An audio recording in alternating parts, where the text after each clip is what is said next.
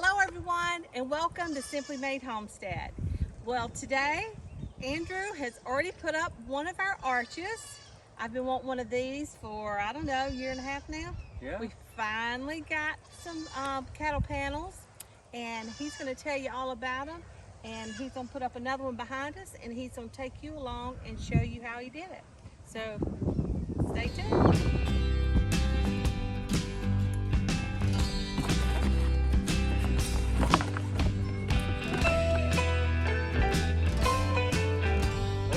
Tools that we need are fencing T-posts. We got 6.5 foot and a couple of 7 foots. That's what we have laying around, so that's what we're going to use. I got this post driver, picked up Tractor Supply Company, 20 bucks or so, $20–$30. And it really does a good job getting it in instead of using your sledgehammer. Next we got our tape measures and some flags. These will mark where we got to place the posts, that way we're not just randomly placing them. And to mount the cattle panels onto the posts, you can use zip ties. They work really well. I got some extra heavy duty ones, but I prefer to use when you get the post Tractor Supply Company, they come with these ties that mount on there. So they're metal, and they seem to last a little bit longer in the summer sun. So, and some fencing pliers to mount them. So let's go ahead and get started. All right, so we need a place where our flags are going to go. We want the cattle panels to be centered off of this row right here. So it's going to be right here. Now the cattle panels are 4 feet wide. But I put the posts, as you can see on here, I put it on the at the first one on the inside, on both sides. So you just have to measure in 4 feet. So this is 6 inches here and 4 inches on the inside, and that's where your posts are going to go. Now, to get regularity, I go off of our posts from our gate.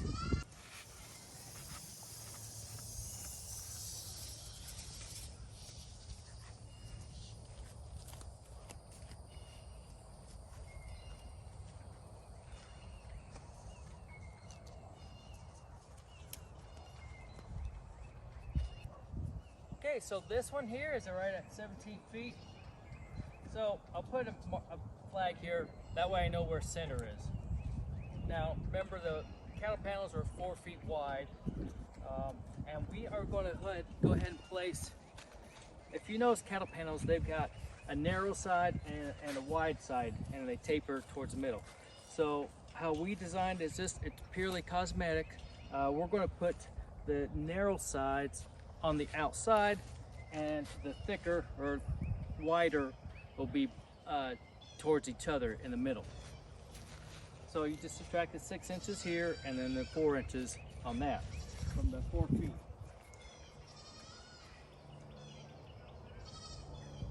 So this is at 15.4, and then this one is at 18.6. That's where the posts are going to go. All right, well, next step is to go ahead and pound the posts. All right, so you want to have the teeth, when you're pounding these, you want to have the teeth on the inside, because it's going to help hold the cattle panel up.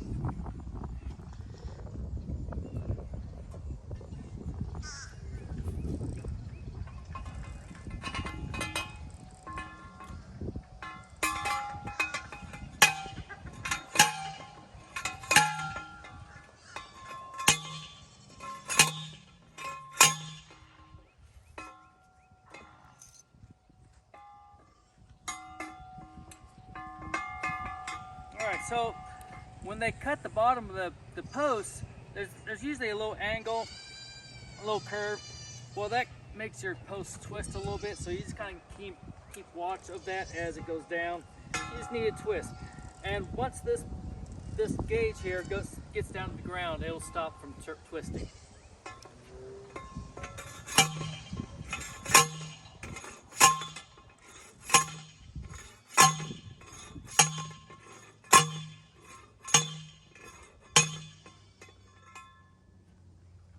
Okay, so we got this in. Now we just need to get the right height. So I've got one of the shorter ones, posts here, and I'm just using it to measure because this will be at ground level, so I just need to bring this down just a couple more inches.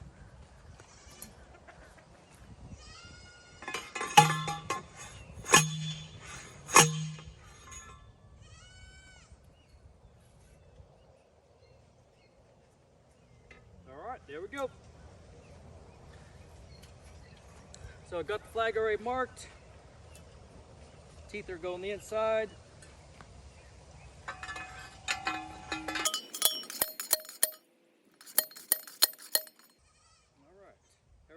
All right, that's in.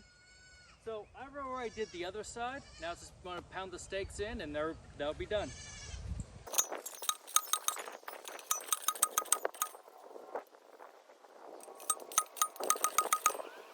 All right, so one thing I didn't talk about, you know, we got the length here, where to place it. We didn't talk about the width.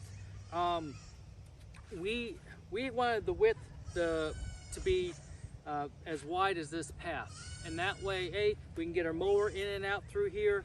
And plus, as we water this, the vines that grow on up will get watered also. Now, you might need to go ahead and bring this in. It depends on how you want it. If you were to look at, when you look at this is actually raised off the ground here about 8 inches. And that's to give it the height. Because if we didn't have that raised up, we'd be hitting our head, and as things hang down, fruit and vegetables hang down, it would just enclose this. So we went ahead and raised it and created this space down here. Like I said, this is about 8 inches. And that's enough room for the plants to start growing and climb on up. So, all right, next step is to go ahead and place the cattle panel and put it in there. All right, so we got this in place. We're just going to go ahead and mount it. Just wanted to remind you that we're going to go ahead and place this narrow side on the outside and the fatter spaces on the inside to match up with the existing one. Also, some people prefer to have these long longitudinal beams on the inside. We like to have the short ones on the inside. It really doesn't make a difference. It's just your personal preference, so you do however you want. So it's fairly simple. It's easier to have it done with 2 people, but for today's purposes, I'm going to show you with 1 person how easy it can be done.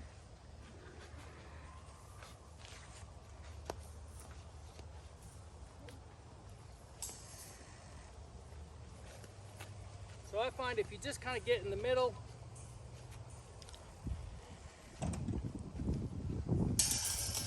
you get this kind of where you want it to go.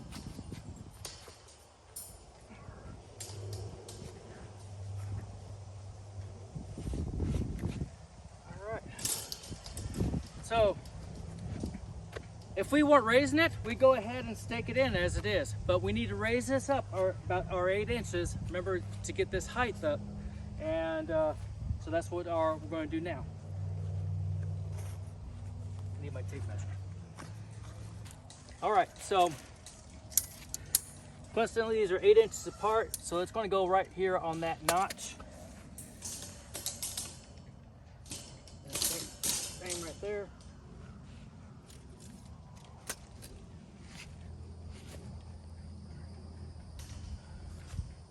All right, so once again, you don't have to use these. I do, and you don't. I got fencing pliers. I guess I prefer the fencing pliers. It just reminds me of my dad. He always just used to use them out in the farm. So to install these is fairly simple.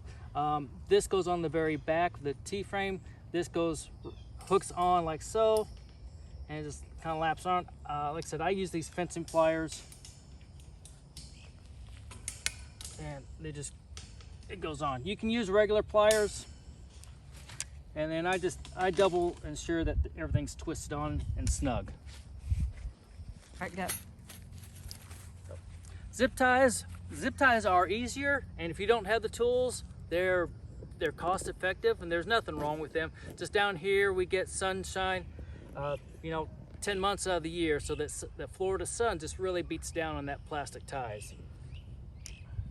So we got the 2 bottom ones in right now, and I want to get the other bottom one on the other side. And then once we get those in, then we can move this around a little bit and tie this in actually to the post and anchor it up here.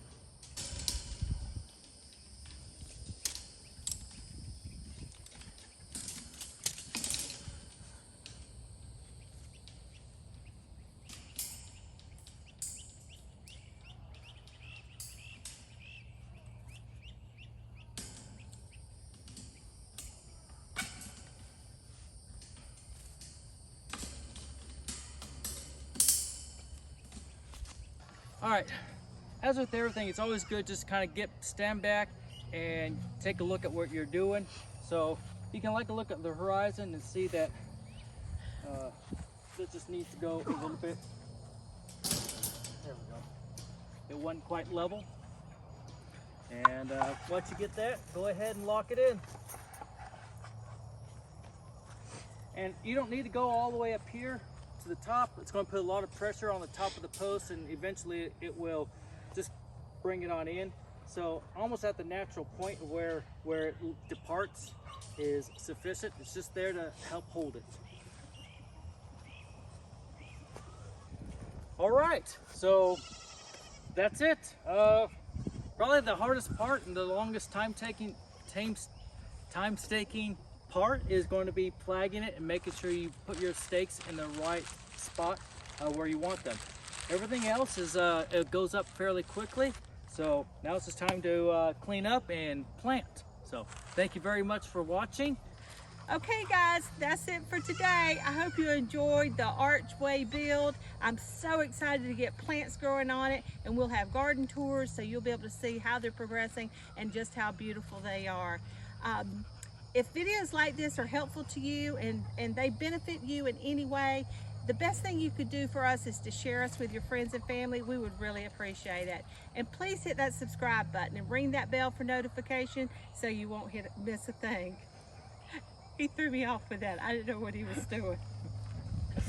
So thumbs up are good too.